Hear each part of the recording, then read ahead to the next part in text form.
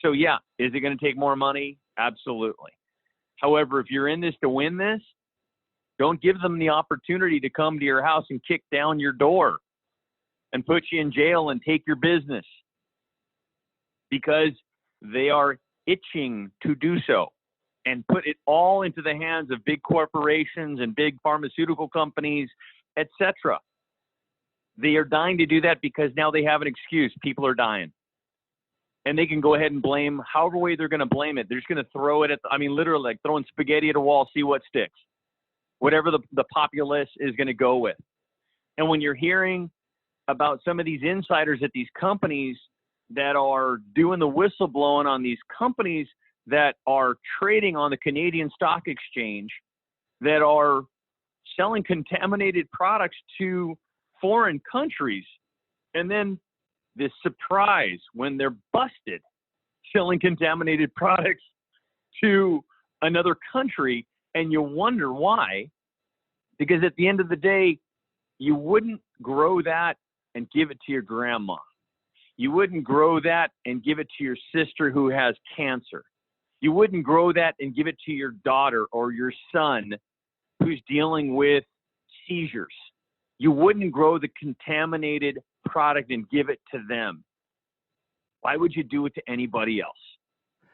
Well, and here's another thing too. I mean, this relates to our overall food supply.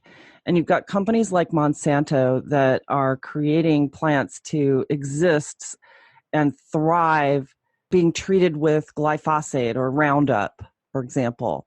And they're giving the food that they're producing to the livestock that is later being sold as meat. And they're giving the grain to foreign countries to solve the hunger problem. And in the meanwhile, they're causing other problems, an uptick in cancers and autism and diseases that scientists are now connecting back to these chemicals that are sprayed in these wide swaths of land, not to mention the contamination of our water tables, which is a whole other problem. And the government's not doing anything to protect us, and all we can do is just learn about it and then go protect ourselves by growing things that are certified organic, but even that is not protecting us 100% from all of these pathogens and toxins and chemicals that are being used to grow mass quantities of crops.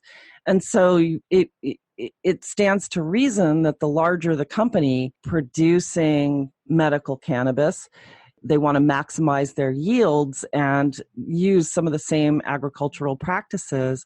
I mean, it seems as though we need some major legislation.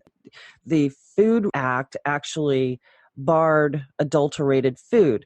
And if you consider that food that's been genetically modified to grow without weeds growing next to them, then that seems to me like it's adulteration of food. But for some reason, producers of genetically modified foods were exempted from that act. And also something I heard, and you might know something about this, there's this common practice of using glyphosate, which is the main ingredient of Roundup, to dry cannabis plants. Do you know where this is happening and how this can be called out for what it is? Well, glyphosate is a desiccant, so it dries out products. And have I heard about it? Yes. Where it was, British Columbia, Canada. And what they were doing with the products after they dried them out, and they were then processing them and making them into whatever, whether it's vapes or whether it's creams or lotions or potions or whatever. Can't say, because magically it disappears into, the black hole of forgetfulness, where everyone doesn't want to talk about those bad things because it doesn't make you feel safe when you're eating or when you're going out for a nice dinner with your friends, with your family, etc. So what can be done?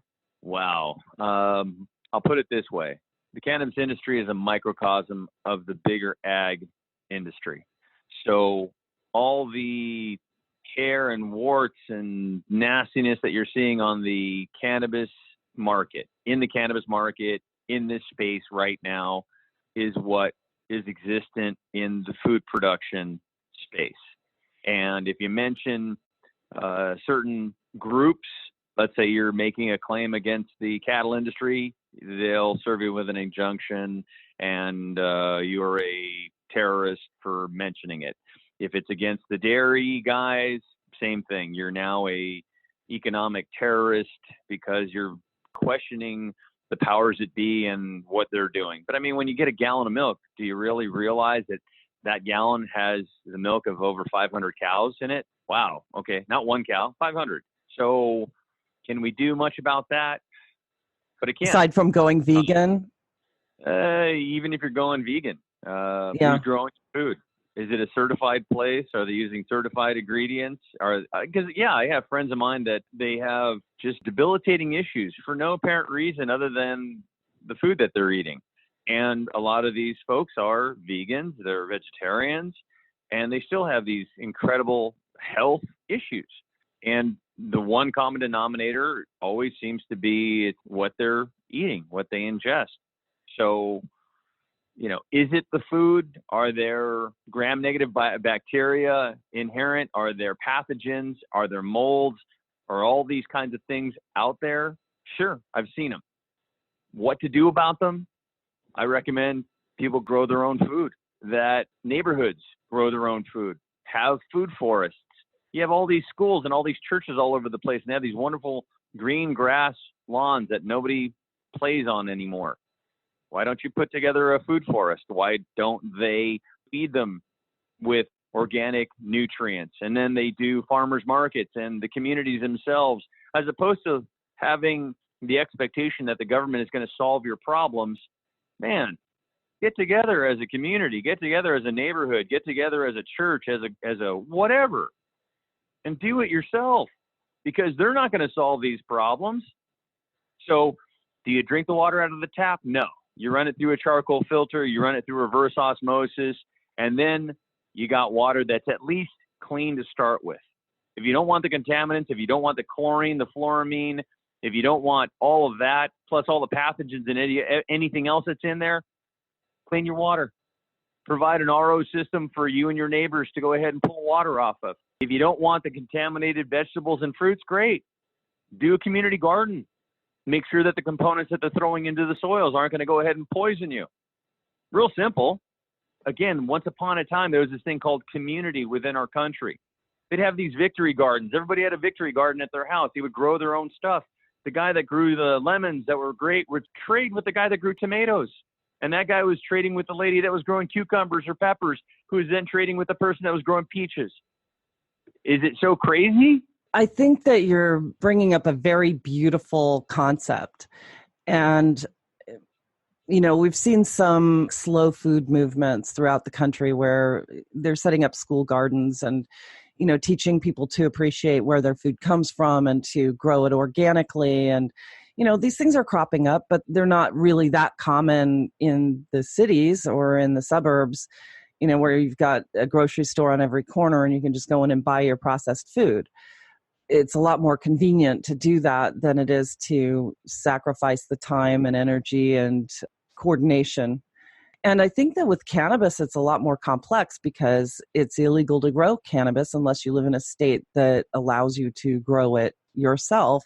And then, of course, if you want to create a medicine that's something other than smoking it like a cigarette, which you don't want to give a 5-year-old with epilepsy a cigarette, then, it's a matter of having your own laboratory, which is cost prohibitive. And I mean, there are all kinds of reasons why this is it's a beautiful concept, but it's impractical or impossible for some, just simply because of the laws and or financial constraints.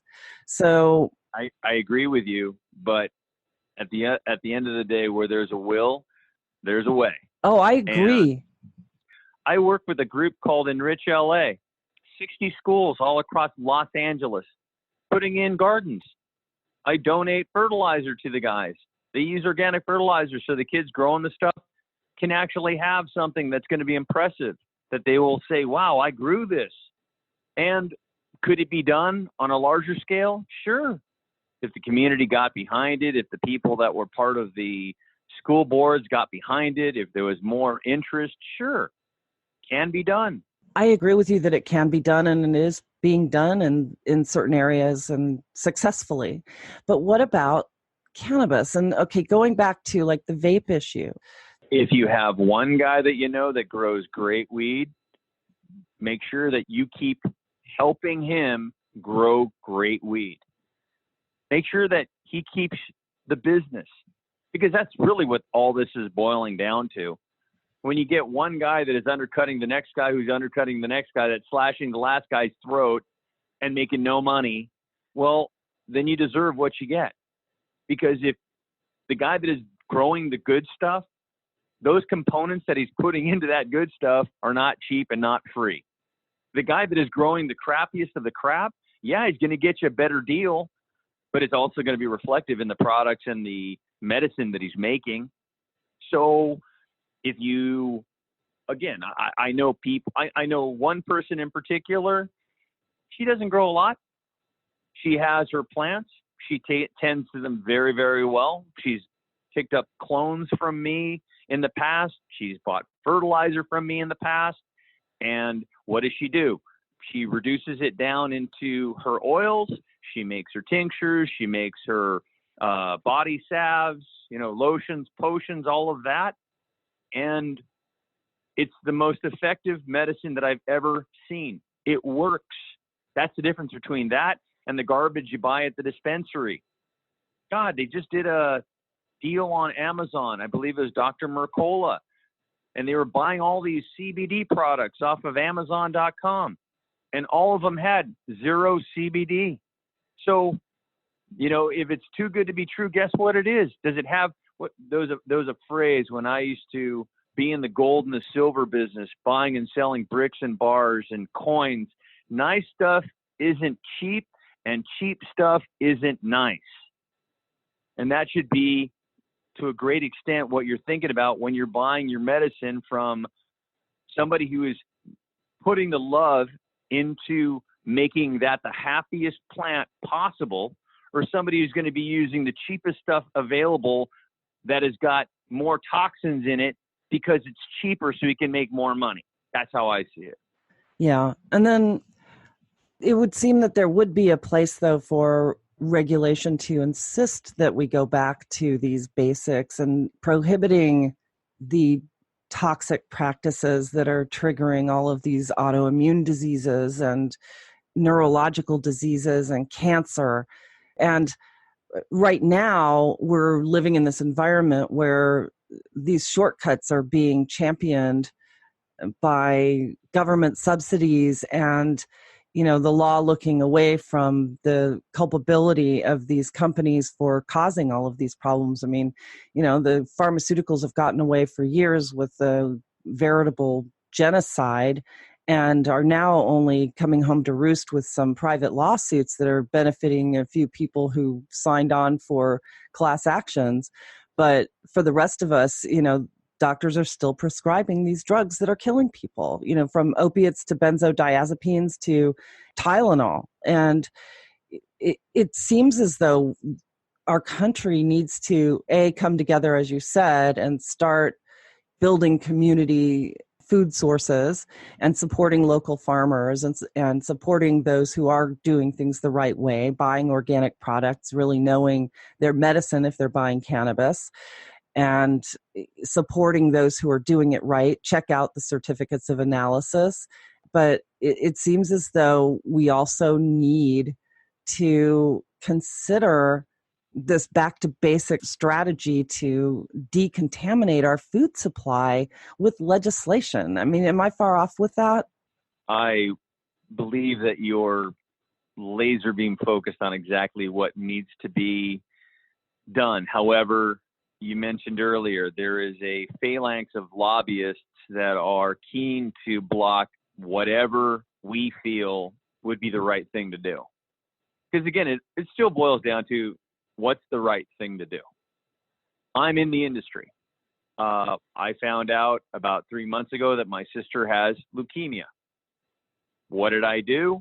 Made a couple of phone calls to people that I know to make sure that I have what I need to give her. I don't have to worry about the certificates of analysis. They're there. I don't have to worry about the medicines that they're producing.